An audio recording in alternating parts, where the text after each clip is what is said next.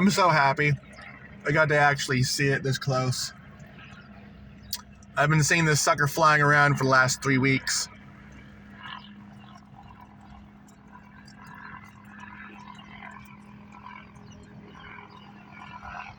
So freaking cool. Oh, hey! 2 for 2. Sweet! Gotta love birds.